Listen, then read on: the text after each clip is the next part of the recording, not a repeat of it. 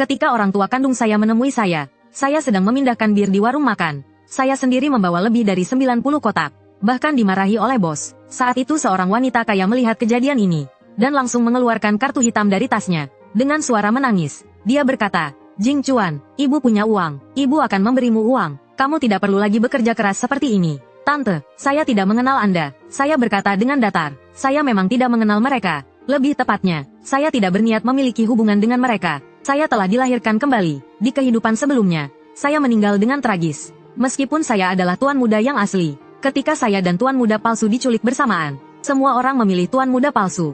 Di kehidupan ini, saya tidak ingin kembali ke keluarga Liu. Saya tidak ingin mati tenggelam dan dimakan hiu. Wanita kaya itu buru-buru mengeluarkan selembar kertas dari tasnya. "Ini hasil tes DNA kami. Kamu bisa melihatnya. Kamu benar-benar anak kandung kami.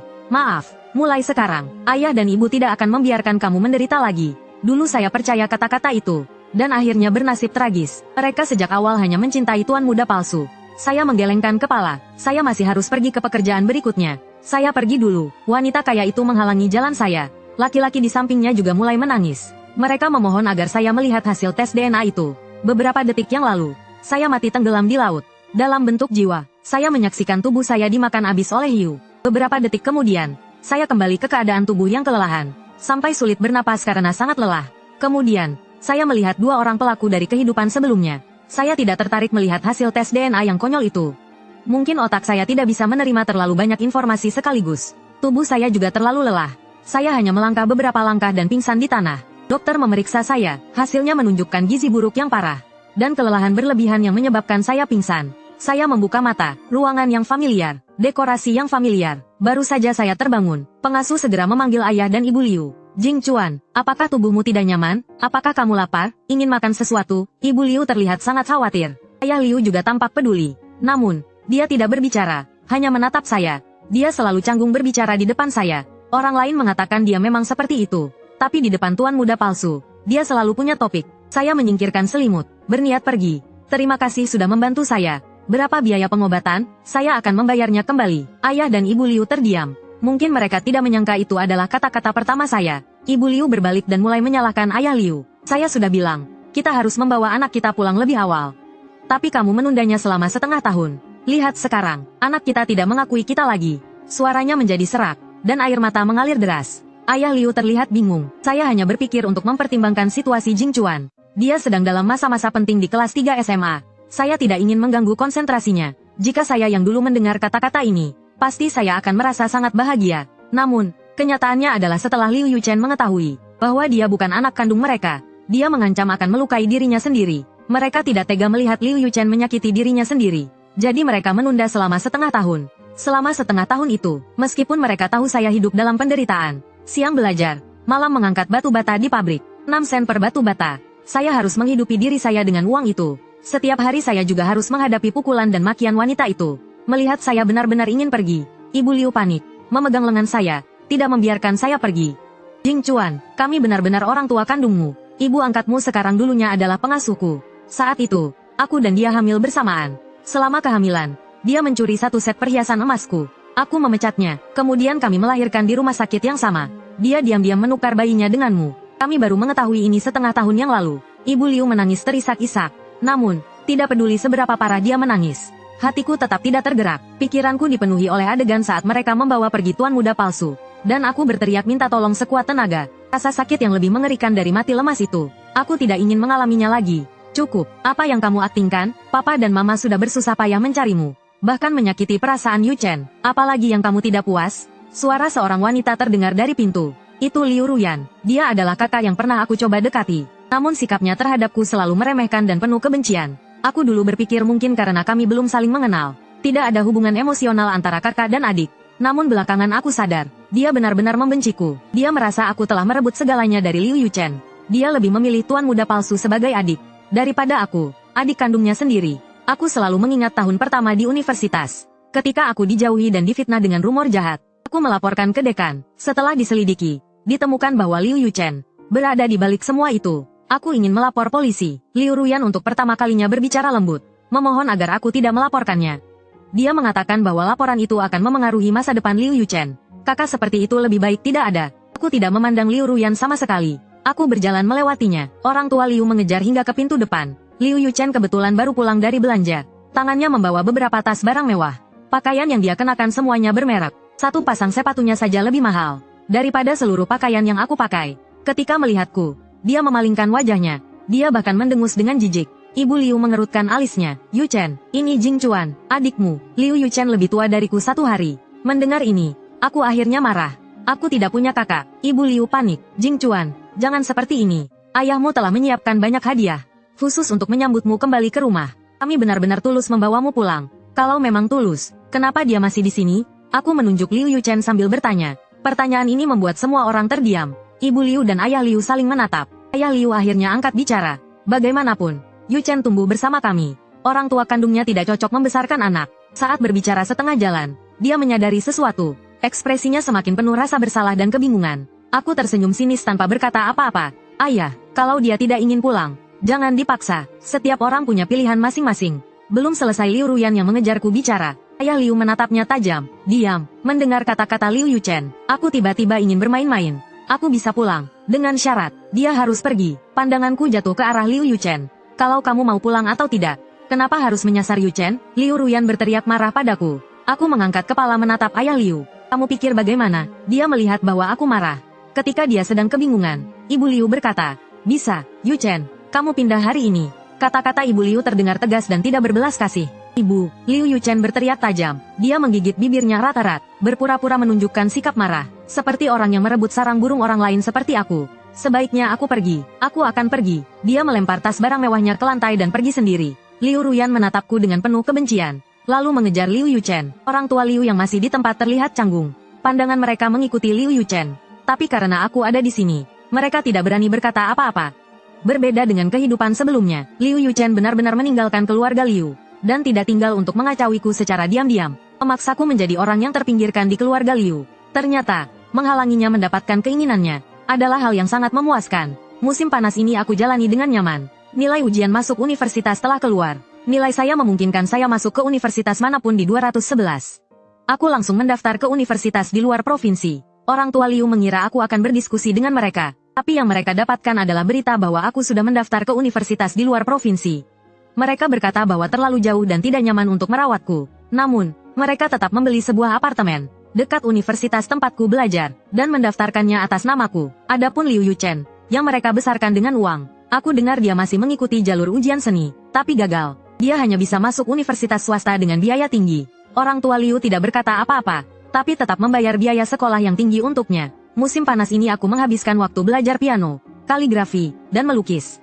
Di kehidupan sebelumnya, aku baru mulai belajar piano di tahun kedua universitas. Aku tidak menyangka punya bakat yang besar. Sampai akhirnya aku mencapai level 10 sertifikasi. Guru bahkan menyarankanku untuk belajar di luar negeri. Namun, seminggu sebelum aku pergi ke luar negeri, ada yang memasukkan asam kuat ke dalam sabun wajahku. Tanpa sadar, aku menuangkan asam itu ke telapak tanganku. Tanganku rusak, dan jelas aku tidak bisa melanjutkan studi. Setelah kejadian itu, keluarga Liu semuanya menyangkal keterlibatan mereka. Akhirnya masalah itu berlalu begitu saja. Di kehidupan ini, aku ingin belajar lebih banyak untuk mengisi kekuranganku. Seminggu sebelum perkuliahan dimulai, di meja makan, orang tua Liu dengan hati-hati bertanya kepadaku, apakah Liu Yuchen boleh kembali tinggal beberapa hari? Mereka berkata bahwa kami semua akan pergi ke universitas, dan mereka ingin mengadakan pesta makan malam untuk merayakannya. Awalnya, aku makan dengan baik, tapi mendengar itu, rasanya seperti menelan lalat. Terserah kalian, aku sudah kenyang. Aku kembali ke kamar. Setelah aku meninggalkan meja, mereka bertiga mulai berbicara. Kenapa Jing Chuan sama sekali tidak dekat dengan kita? Ibu Liu menghela napas. Itu salah kita terhadapnya. Tidak kusangka dia bisa masuk universitas unggulan meski dalam situasi seperti itu. Banyak teman lamaku yang anaknya juga ikut ujian masuk universitas tahun ini, tapi nilainya yang terbaik. Nada suara ayah Liu terdengar penuh kekaguman. Ibu Liu menundukkan kepala. Lalu, apakah kita harus memanggil Yuchen pulang? Dari sikap Jing Chuan, sepertinya dia tidak ingin Yuchen kembali. Ayah Liu mengetatkan bibirnya. Kita lihat saja nanti. Meskipun begitu, mereka tetap membawa Liu Yuchen kembali ke rumah. Ketika aku sedang berkemas, dia muncul di depan pintu kamarku. Kesombongannya tidak seburuk saat pertemuan pertama. Dia membawa sebuah hadiah di tangannya dan tersenyum. Jing Chuan, ini hadiah masuk universitas dariku. Aku tidak menerimanya. Dia memaksakan hadiah itu ke tanganku. Kotak hadiah itu terjatuh. Di dalamnya terdapat botol kaca yang indah. Itu adalah sabun wajah dari merek yang sangat mahal. Terimalah, jangan tidak tahu terima kasih, kata Liu Ruyan dari samping. Liu Yuchen memukul lengan Liu Ruyan dengan keras. Dan mendengus sombong. Jangan berbicara seperti itu pada adik kita. Mereka berdua terlihat seperti kakak adik yang sangat dekat. Aku menerima hadiah mahal itu. Tapi kemudian aku memberikannya kepada Ibu Liu. Ibu Liu terlihat sangat senang. Dia bahkan dengan penuh semangat membanggakan hadiahku kepada seluruh keluarga. Namun, malam itu terjadi sesuatu. Telapak tangan Ibu Liu terkena korosi setengah telapak tangannya oleh produk perawatan kulit. Rumah besar itu dipenuhi jeritan kesakitan darinya. Semua orang terkejut, karena dia menggunakan botol perawatan kulit yang aku berikan. Botol itu adalah sesuatu yang semua orang lihat diberikan oleh Liu Yuchen kepadaku. Setelah pengobatan, tangan Ibu Liu tidak sepenuhnya cacat, tapi tetap setengah lumpuh. Liu Yuchen menangis tanpa henti. Liu Yuchen terus-menerus menjelaskan bahwa dia tidak terlibat. Liu Ruyan mencoba melindunginya, namun, dia sendiri melihat dengan mata kepala sendiri bahwa Liu Yuchen memberikan sabun wajah itu padaku. Mungkin karena Liu Yuchen menangis sangat keras. Dia tetap bertanya padaku, apakah kamu menambahkan sesuatu yang berbahaya ke dalam produk itu? Awalnya aku sedang duduk sendiri memikirkan sesuatu, tapi mendengar pertanyaan itu, aku merasa sangat marah. Ketika orang tua Liu keluar, yang mereka lihat adalah aku seperti binatang buas, memukul Liu Ruyan habis-habisan, meskipun tubuhku kecil dan kurus. Sejak kecil aku sudah mengangkat batu bata untuk hidup, jadi aku cukup kuat. Ayah Liu segera menarik kami berdua. Liu Ruyan, kamu boleh melindunginya, tapi jangan memfitnahku. Aku berteriak marah. Orang tua Liu tampaknya menebak alasan pertengkaran kami. Ibu Liu mencoba menenangkanku. Jing Chuan, aku tahu ini bukan salahmu. Aku sudah melapor ke polisi. Sebelum aku memukul, aku sudah melapor ke polisi. Semakin besar masalah ini, semakin baik. Ayah Liu tampak tidak senang. Masalah kecil seperti ini, kenapa harus lapor polisi? Aku tidak melihatnya. Aku berpaling ke arah Ibu Liu. Jadi, tanganmu yang rusak ini dianggap masalah kecil? Tampaknya posisimu sebagai istri juga tidak terlalu penting. Bahkan kalah dengan seorang anak angkat. Wajah Ibu Liu langsung berubah menjadi suram. Berhenti mengadu domba, tentu saja ayah khawatir dengan luka di tangan ibu. Mungkin karena aku tidak pernah mencoba menyenangkan Liu Ruyan, dan baru saja bertengkar langsung dengannya. Pandangan Liu Ruyan terhadapku tidak lagi meremehkan. Sebaliknya, dia tampak sedikit takut. Ketika polisi datang, mereka membawa aku dan Liu Yuchen. Yang tidak aku duga, setelah memberikan pernyataan, Liu Yuchen dibebaskan pada hari pertama. Tuduhan sengaja melukai tidak terbukti. Ibu Liu juga tidak mengejar masalah itu. Begitu sampai di rumah, aku langsung mengemas barang dan mengirimkannya ke kampus. Awalnya aku berencana pergi ke kampus lebih awal. Namun, Ibu Liu memohon agar aku tinggal sampai pesta perpisahan selesai. Dia ingin memperkenalkanku kepada keluarga dan teman-temannya. Aku bertanya padanya, apakah botol asam itu benar-benar rencana Liu Yuchen untuk melukaiku? Penjelasan dari Ibu Liu adalah, produk perawatan kulit itu adalah hadiah dari seorang teman Liu Yuchen. Temannya itu pernah memiliki konflik dengan Liu Yuchen. Mungkin dialah yang memasukkan asam sulfat. Aku bertanya padanya, kamu percaya? Mata Ibu Liu menghindar dan dia tidak menjawab. Tampaknya dia sendiri juga ragu. Namun, posisi Liu Yuchen di hatinya lebih penting. Dia tidak ingin percaya bahwa Liu Yuchen mampu melakukan hal itu. Setelah kejadian itu, sikap keluarga Liu terhadapku berubah banyak. Terutama Liu Ruyan. Dulu dia selalu bersikap dingin bahkan membenciku. Sekarang kadang dia bertanya apakah aku mau makan sesuatu. Dia bahkan diam-diam meletakkan hadiah di samping tempat tidurku. Aku tidak tertarik, dan tidak pernah membukanya. Hari pesta perpisahan pun tiba. Mungkin karena universitas pilihanku memberikan mereka kebanggaan. Hari itu rumah penuh tamu, sangat ramai. Liu Yuchen mengenakan barang-barang mewah dari ujung rambut hingga ujung kaki. Dia berdiri di pintu bersama orang tua Liu menyambut tamu. Namun, setiap tamu yang masuk bertanya, Jing Chuan mana? Kenapa tidak terlihat? Aku telah masuk grup keluarga besar mereka. Dan memperkenalkan diriku. Semua orang tahu keberadaanku. Wajah Liu Yuchen hampir hitam karena kesal. Tapi dia harus tetap menyapa semua tamu dengan sopan. Yuchen, kembalilah ke kamar. Ibu Liu beberapa kali melirik ke lantai 2, ke arah kamarku.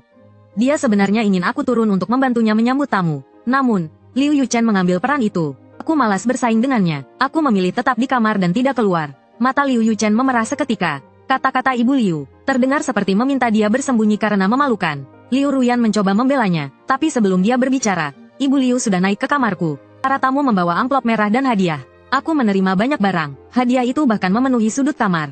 Di kehidupan sebelumnya, aku tidak pernah mendapatkan ini. Nilai ujianku tetap sama, tapi aku mendengarkan saran Liu Yuchen dan mendaftar ke universitas kelas 3 di dalam kota. Sama seperti Liu Yuchen, tujuanku saat itu adalah agar orang tua lebih memperhatikanku. Namun yang aku dapat hanyalah kata bodoh. Sekarang kalau dipikir lagi, itu benar-benar bodoh. Dengan nilai setinggi itu, aku malah mendaftar ke universitas kelas 3. Jadi kali ini aku langsung mendaftar ke universitas 211. Meski orang tua Liu berkata bahwa universitas itu terlalu jauh, mereka tidak bisa merawatku. Sebenarnya mereka sangat bangga. Mereka merasa ini adalah kehormatan besar. Para kerabat semua mengelilingiku. Tentu saja ada yang tidak senang. Liu Yuchen menggunakan cara licik. Dia berpura-pura tidak sengaja menyebutkan Tentang aku yang pernah bertunangan dengan seorang wanita berusia 42 tahun. Hal ini diceritakan oleh ibu kandungnya, Lin Mei, kepadanya. Di tahun kedua SMA, Lin Mei menerima uang mas kawin sebesar 50.000 yuan dari wanita itu. Dia ingin aku pindah ke rumah wanita itu. Untungnya aku tidak menikah dengannya. Namun aku sempat tinggal di rumah wanita itu selama 1 bulan. Entah apa yang terjadi selama waktu itu. Ketika Liu Yuchen mengatakan itu, semua orang terdiam. Dia bermaksud mengatakan bahwa mungkin aku memiliki hubungan tidak pantas dengan wanita itu. Kalau tidak, bagaimana aku bisa meninggalkan rumahnya dengan aman? Ibu Liu marah. Namun Liu Yuchen segera meralat. Maaf, apakah aku menyakiti harga diri adikku? Semua ini diceritakan oleh orang lain. Aku hanya merasa kasihan padanya. Wajah semua orang berubah. Orang lain, itu ibu kandungmu yang memberitahumu, bukan? Dia adalah wanita kejam yang dengan sengaja menukar hidup kita. Aku menatap mata Liu Yuchen sambil berbicara. Liu Yuchen memasang wajah penuh keluhan. Dia juga merawatmu selama bertahun-tahun. Jangan bicara seburuk itu. Pertama, dia tidak pernah merawatku. Yang merawatku sampai usia 8 tahun adalah nenek tetangga. Setelah itu, aku hidup dengan mengumpulkan barang bekas. Minta makanan di satu rumah, air di rumah lainnya. Untungnya ada pendidikan wajib 9 tahun. Aku bisa bersekolah. Kedua, aku mulai bekerja sebelum dewasa. Sebagian besar uang yang aku hasilkan diambil wanita itu. Di tahun kedua SMA, dia bahkan menjualku ke seorang wanita janda. Aku bersujud kepada wanita itu. Dia merasa aku terlalu muda dan takut aku melaporkannya ke polisi. Jadi dia melepaskanku. Namun, aku harus menandatangani surat utang sebesar 50.000 yuan. Yang ingin aku katakan adalah, dia adalah seorang yang keji. Kehidupan mewahmu selama 20 tahun ini berasal dari pertukarannya denganku. Dia menyiksaku tanpa henti. Kamu juga sama kejinya. Apakah kamu kecewa karena asam kuat itu tidak mengenai wajahku? Aku dengan tegas memberitahu semua orang yang hadir. Betapa rendahnya Liu Yuchen, dan betapa menjijikkannya ibunya. Orang tua Liu tidak pernah mendengar aku berbicara seperti ini. Saat itu, tampaknya mereka akhirnya memahami mengapa aku begitu dingin. Seseorang yang tidak pernah merasakan cinta. Mengapa mereka pikir aku bisa belajar mencintai? Mata ibu Liu penuh rasa sakit. Dia ingin memelukku. Aku menghindar. Kalian juga bukan orang baik. Mengambil anak kandung tapi tetap mempertahankan anak angkat di rumah. Apa kalian mencoba menjijikkan siapa? Tanpa ibunya, hidupku tidak akan sesulit ini. Setengah tahun lalu kalian sudah tahu aku adalah anak kandung kalian. Tapi demi menjaga perasaan Liu Yuchen, kalian menunda setengah tahun untuk membawaku pulang. Selama waktu ujian masuk universitas, aku mengangkat batu bata hingga pukul 11 malam. Dan keesokan harinya tetap harus ke sekolah. Pada hari ujian, aku hampir muntah darah karena lelah. Aku mengatakan semua ini kepada keluarga Liu. Ayah Liu tampak tersentuh. Jing Chuan, maafkan kami. Aku berdiri dan kembali ke kamar. Tidak ada penjelasan yang cukup untuk memperbaiki ini. Hingga pesta berakhir, aku tidak pernah turun. Namun, di grup keluarga, aku melihat seorang paman membela aku. Dia memarahi orang tua Liu, mengatakan bahwa mereka bertindak tanpa pikir panjang, mengabaikan anak kandung mereka, dan malah peduli pada anak dari wanita kejam itu. Aku keluar dari grup itu dengan diam-diam. Mungkin karena kehidupan sebelumnya aku meninggal dengan tragis. Aku sama sekali tidak ingin berhubungan dengan keluarga Liu. Ditambah lagi, besok aku akan pergi ke universitas. Setelah meninggalkan keluarga Liu, aku mungkin tidak akan kembali lagi. Jarak yang cukup jauh. Semoga ini bisa membantuku menghindari takdir tenggelam di laut seperti kehidupan sebelumnya. Keesokan paginya, aku turun dengan membawa ransel. Aku melihat orang tua Liu sudah ada di sana. Saat itu pukul 4.30 pagi. Aku sebenarnya ingin pergi diam-diam. Melihatku dengan ransel, ayah Liu bertanya, apakah kamu sangat membenci kami? Sampai tidak ingin tinggal bersama kami sedetik pun? Aku menggelengkan kepala. Tidak benci, hanya saja tidak begitu peduli. Itu adalah kebohongan. Aku sangat membenci mereka. Mata ibu Liu merah sekali. Sangat